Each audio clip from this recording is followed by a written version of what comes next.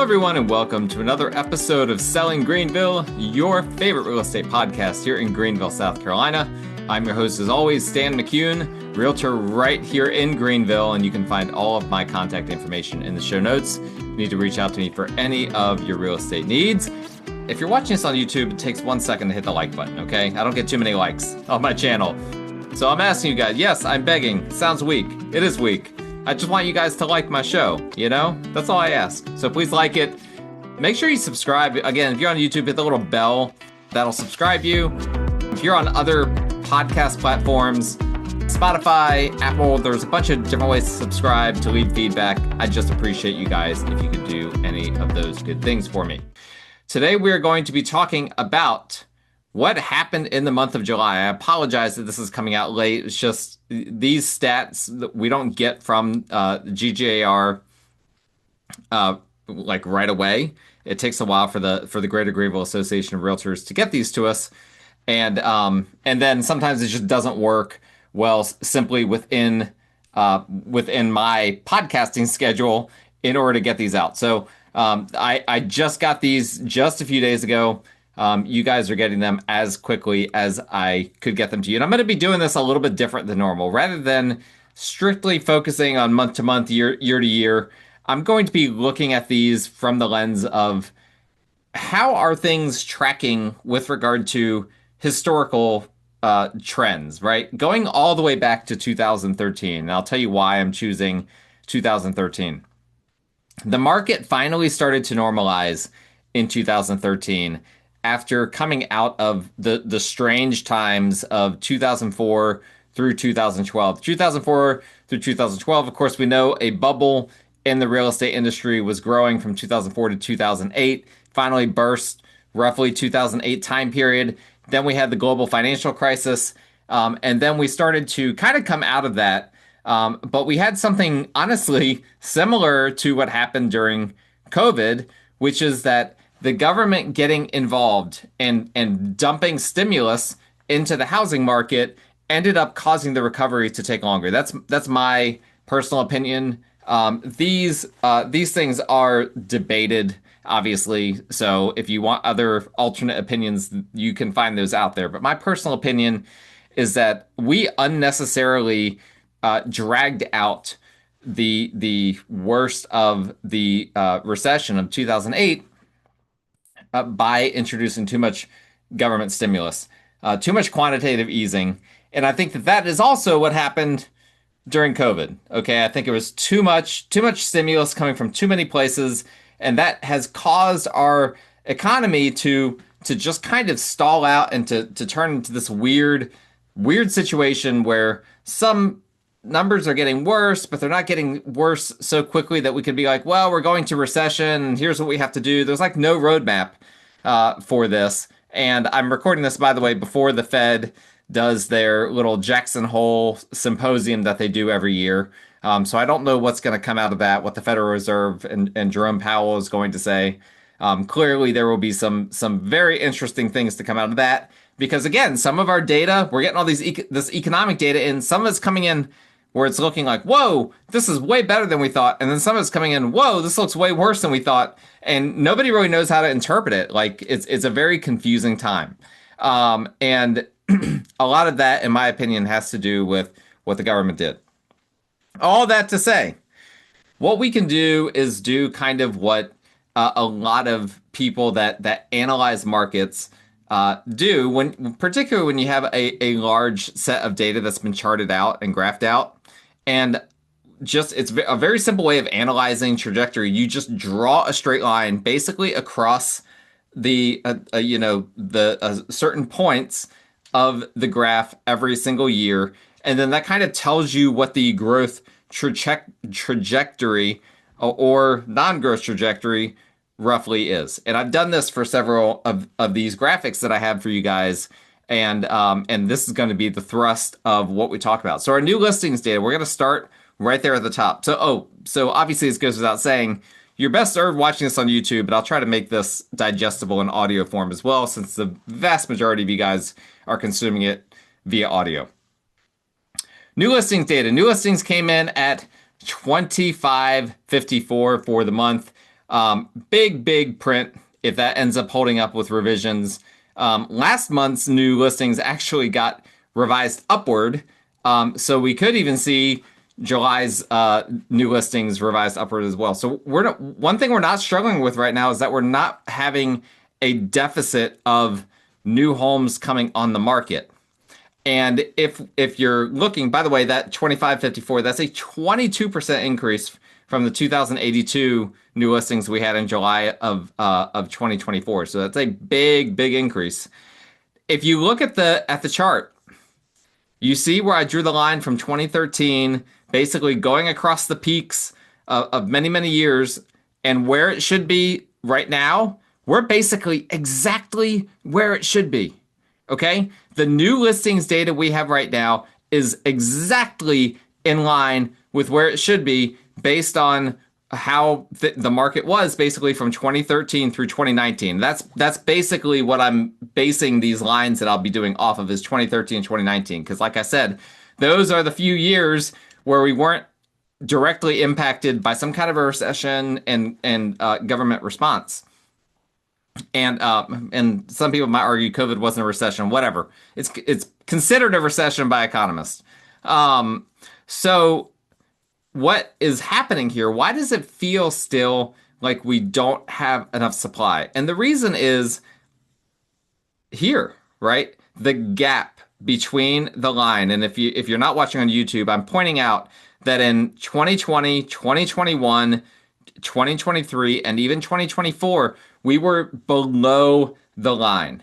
And so we had a shortage of new listings data for many years, and that's created a backlog that now, even though we're kind of back to where we should be, we're still playing catch up, right? And this is what happens in markets, oftentimes in the real estate market specifically, is there will be artificial increases, artificial decreases caused by different external factors, and then you get deficits that happen. And here we've had a deficit now for the past for 3 out of the past 4 years of new listings. We finally don't anymore. 2022, our peak at least didn't, even though our bottoms did. But I would go ahead and include 2022 in there because even though the peak was up there, the rest of the year was quite low in comparison to other years. So we've had basically 4 years of new listings being shorter than what they should be. We're caught up now in terms of 2025, but we're not caught up in terms of the previous 4 years. Pending sales. I always have to warn you guys that pending sales always gets revised in a big way. Trump wouldn't like that, right? That's the whole reason why he fired the person that was over the Bureau of Labor and Statistics, and I get that. It's annoying to me to have these big revisions. I don't like them, but I'd rather have the revised accurate data than the unrevised incorrect data. So June got revised up from what it was. It was 871. It had a huge revision up to 1463 pending sales. This is the count of properties on which offers have been accepted in a given month. So it was revised up by 600. Now that was still, or almost 600 units. That's still a negative year-on-year number because June of 2025 was 1511.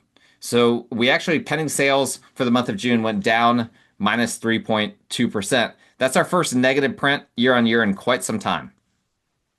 July, on the other hand, is probably going to bounce back. Currently, it says 901 pending sales, but if we have a revision of roughly 600 more units added, that would take us to around 1,500, which I do believe is what we'll end up, maybe in the high to mid 1400s. And July of last year was 1445. So we're going to see pending sales most likely for the month of July. Once that gets revised, it's going to be a slight increase year on year. But how does it compare to the 2013 to 2019 period of time? And this is one of the areas where we can feel like it's more of a buyer's market than a seller's market. It's that pending sales have not kept up. And here's what happened. We had a slight jump in 2020, ever so slightly, where 2020 and 2021 were just a tad bit higher than what we would expect. Now, the lows of those years, the low months of those years were really high. So we have to account for that as well. But that had the reverse effect of what we just talked about. We just talked about how there has been a deficit in supply. Well, there was a surplus in demand during these years. And so now, in more recent years, some of that demand just isn't there. Some of that demand obviously is gone because of the lock-in effect that we've talked about with mortgage rates. There's all sorts of reasons. But you can see here, if you're looking at the line, we are trending way, way below where we should be. We should be right now sitting just beneath 2,000 pending sales for this month. Where are we at? We're at, I'm estimating for July, around 1,500. That is a huge, huge difference. This is why the market feels slow if you're a seller. This is why. And we've been going on multiple years of this, which you can see 2022, 23, and 24, and now 25 have all been trending below the 2013 to 2019 pace. Closed sales, not surprisingly, closed sales loosely follows pending sales, right? You have to, a listing has to go pending before it closes. And so we had closed sales in July, an increase yet again. We've had increases all year long so far, year on year, 3.2% increase from July of 2024, which was 1578. It went up to 1629 July of 25. So that's a small increase in comparison to what we've had most of the year, but still an increase year on year. So more closings than last year, but how does that compare historically? It is still way, way, way low, okay?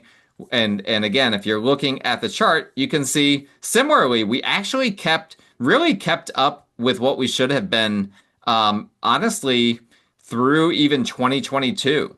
The closings have, and the closed sales have only really taken a really negative turn since 2023. And of course, there has been, since 2023, new construction has dominated. Some of the new construction data doesn't flow into the multiple listing service. And so what we're seeing here, in my personal opinion, is a gap that new construction has filled, and that is crushing people that are trying to sell their home that they currently live in, the resales, okay? The existing home sale market. So we should be well over 2,000 closed units per month. Instead, we're at 1,629 and have not even come close to 2,000. May this year was the highest number we'd ever have, which was 1,779. And that didn't come close to 2,000. Let me tell you that. We should have been over 2,000 for pretty much the majority of the year so far, based on trends going back to 2013. Days on market until sale. This is not one we're going to go back to 2013 trends for, because it was trending down, but eventually you have to reach a point where you don't go lower than a certain number. And for a healthy market, or lower or higher, for a healthy market, we should be seeing days on market, trending between 40 and 70 days is a normal healthy market by Greenville standards. And that's where we're at right now. We're at July, 48 days on market until sale. That's a normal healthy number. Now that is up from 40 days of last July. That's a substantial amount. That's a 20% increase, which is the largest increase that we've had since October of 2024 in terms of year on year. So that's noteworthy. It's taken a lot longer as of July for homes to sell than what it was last summer. So that's very, very noteworthy. But historically, going back to 2013, it's not really that noteworthy. Now, why it feels noteworthy is because people got so used to homes selling quicker that now 48 days feels like an absolute eternity. But it's really not, historically speaking. Median sales price, this is another one of the ones that just pops off the page to me, okay? The median sales price, we hit a new high for Greenville, $331,644. That's a 2%, a healthy 2% increase. I say healthy because we need really, I think the way the market is right now, we don't need to see appreciation much higher than 2 to 3%. And again, this doesn't even track appreciation directly, but it's the best metric that we have for it. is to see what's the median sales price every year. It tells us the trajectory of the market. It doesn't inherently tell us the level of appreciation. So you can't just go to your house and be like, okay, well, it's gone up in value 2% the past year. No, no, no. It doesn't work that way. Hear what I'm saying. The market as a whole has gotten 2% more expensive the past year. Some of that's appreciation, some of that is other factors.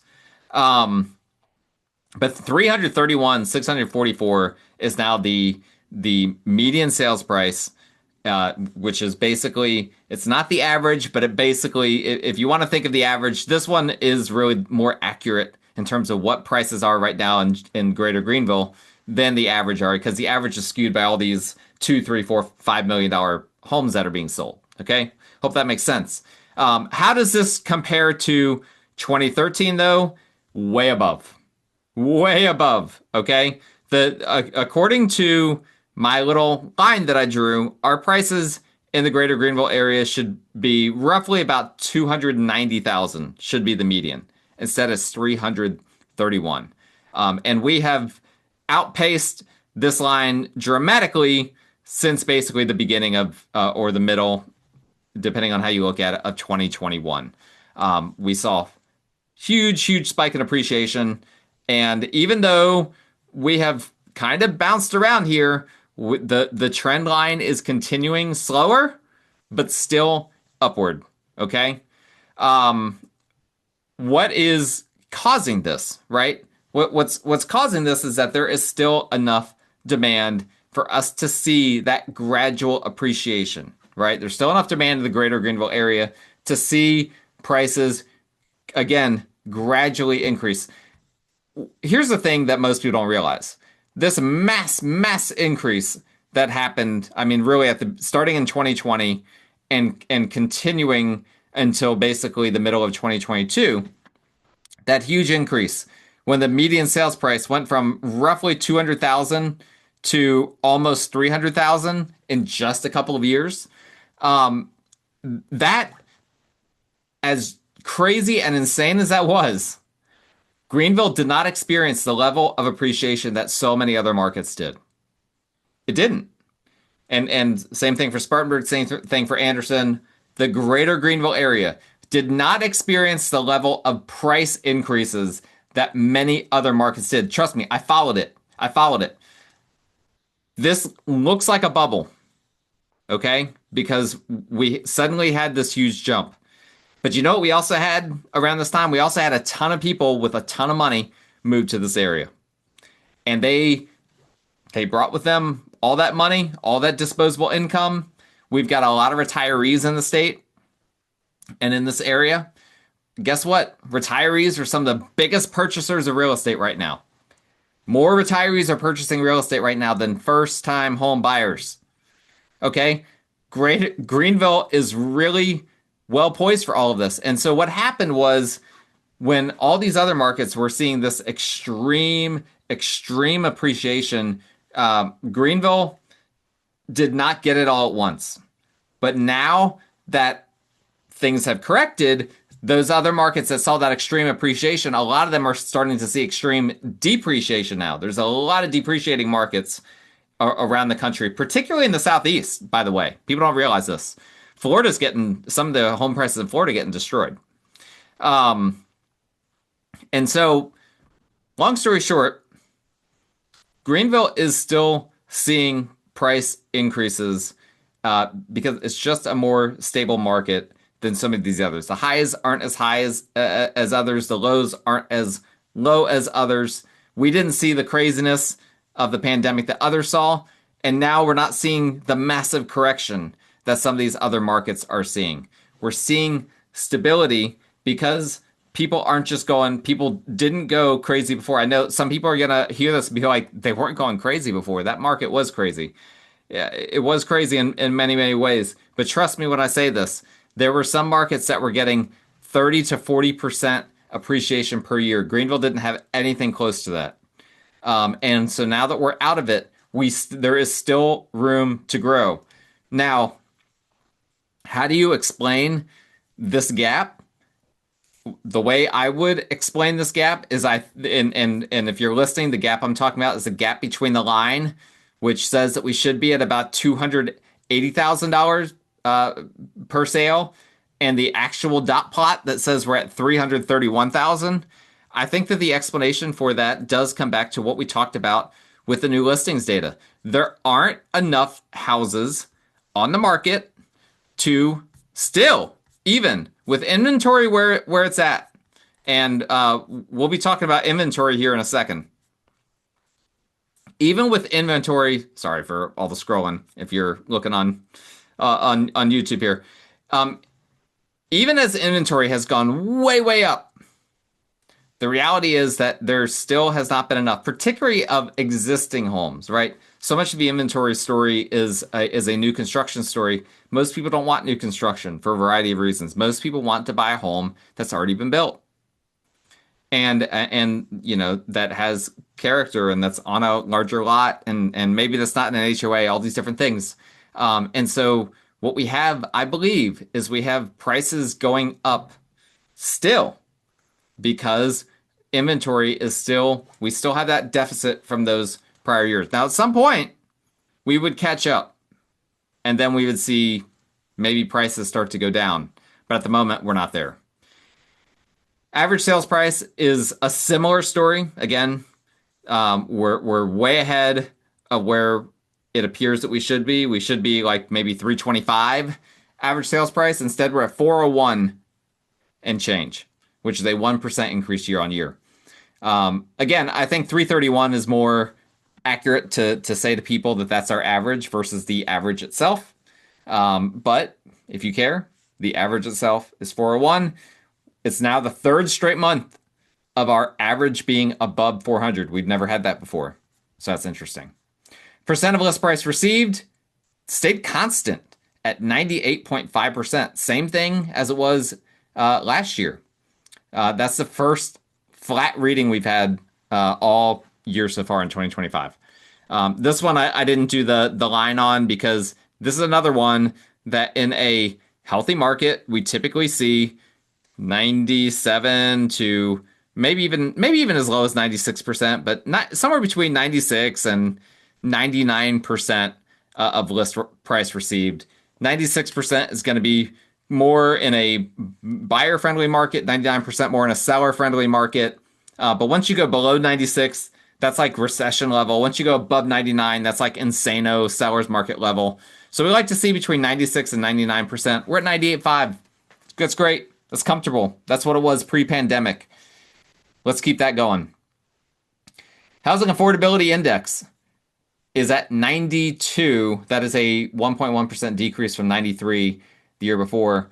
We have had a little bit of easing on mortgage rates since July, so this might go up a little bit, but as long as that median sales price, as long as mortgage rates stay the same and the median sales price keeps going up, this number is going to keep going down. Now, here's what's interesting is that if we look at this from 2013, it's actually exactly where you would expect it to be based on what the data was in 2013. Now, you could maybe argue that I didn't do this line the way I should have, and maybe the line actually should be a lot higher. It depends on how you do it. But the reality is that it was going down quite a bit for quite some time. Maybe this is, I'm tinkering with it a little bit. This is probably a little bit better. So we are below, where we should be. But basically, the trajectory we were going in since 2013, depending on how you look at it, we would be right around 100 as a housing affordability index. So we're below where it's expected that we would be based on the trend from 2013. But the reality is that since 2013, housing has gotten more and more and more expensive. And that's caused this housing affordability index to go lower than it should be. We like the number to be at 100 or higher. That tells us it's an affordable market for the average family, or at least the average family can afford roughly the average priced home. Swap out average with median, you get the right idea. But that's where we're at. Depending on how you look at it, we should be either right around 100, or if you feel like I wasn't honest with that, The other way to look at it is that we should be at about 120, hold on, 125. And that would be the other way of looking at it now. If we were at that 125 level, we would be feeling great. I mean, there would be homes flying left off the shelves left and right. But again, the reality is that we had all these months where housing went super affordable in 2020 and 2021 because of mortgage rates, because the Housing Affordability Index takes mortgage rates into account. So we had all of that affordability, and that basically robbed us of affordability in the future. Inventory of homes. This is one that frequently gets revised. So the month of June got revised down from 6,226 down to 5,593. That's still a 28.4% increase year on year. So, like I said before, even though we've got numbers show that inventory, we probably need more inventory. It's not that we're lacking inventory. We have quite a bit of inventory in comparison to the historical norms. Now, July, this number is going to be revised pretty heavily, right? Because I just said that the June number got revised by 600 and change. So the July number will get revised as well down to probably 5,800 or something like that. Currently, it's 6,444. 5,800 is still going to be the largest number that we have had in years. We've not crested 6,000 homes on the market since 2011. Okay, and we are knocking at the door right now. In July of last year, we had 4,432 homes on the market. That is an insane increase to go from that to roughly what I'm predicting is going to be 58-ish hundred. Insane. So we've now seen since March, basically 5 straight months of inventory going up over 20% year on year. That is a lot of inventory right now.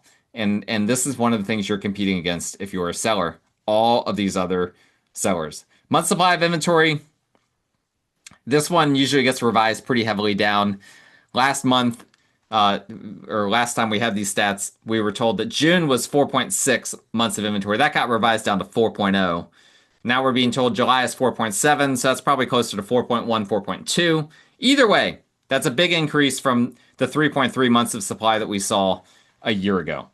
So month supply of inventory is going up. That's good in a way. Although I've been telling you guys, if we start to get into the mid to high 4s on month supply of inventory, it's going to feel like a buyer's market.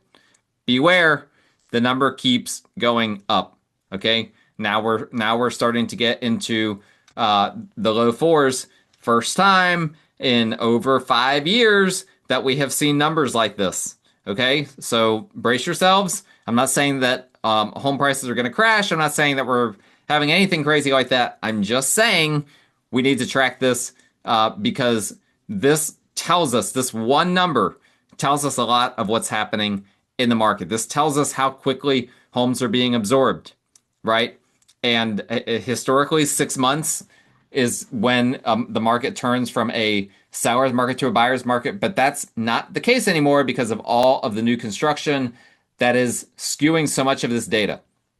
Because a lot of the new construction is in the multiple listing service, and there's just a lot that happens outside of the MLS. There's a lot more inventory. What I'm saying is there's a lot of shadow inventory. Okay, there's a lot of inventory that's not showing up in this data, and people need to be aware of that. That's why it feels more like a buyer's market, and it may technically be a buyer's market. You know, if we didn't have the shadow inventory effect and all of that, we might be able to say definitively, okay, this is a buyer's market.